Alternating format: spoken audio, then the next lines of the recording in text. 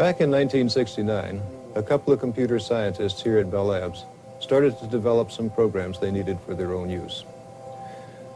What Ken Thompson and Dennis Ritchie started developing then has evolved into the UNIX operating system, which by now is widely used around the world. We were trying to make computing as simple as possible.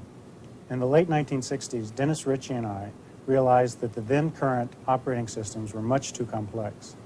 We attempted to reverse this trend by building a small, simple operating system on a mini-computer.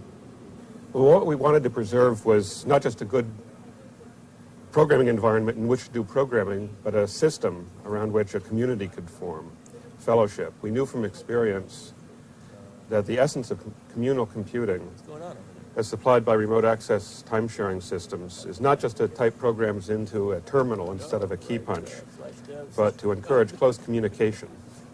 The UNIX system started out as a two-man effort, and by now it's used all over Bell Labs.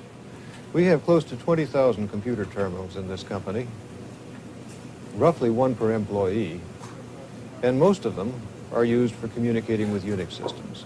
One of the main reasons the UNIX system is popular around here is because it provides graceful facilities for decomposing complex computing tasks into simple subtasks. The UNIX operating system is basically made up of three parts. The kernel, or operating system proper, is the part that manages the control of the machine and supervises scheduling of the various user programs.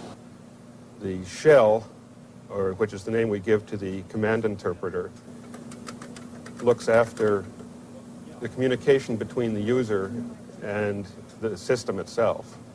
And the third part, which is actually the largest, is the various utility programs, which perform specific tasks like editing a file, or sorting a bunch of numbers, or making a plot.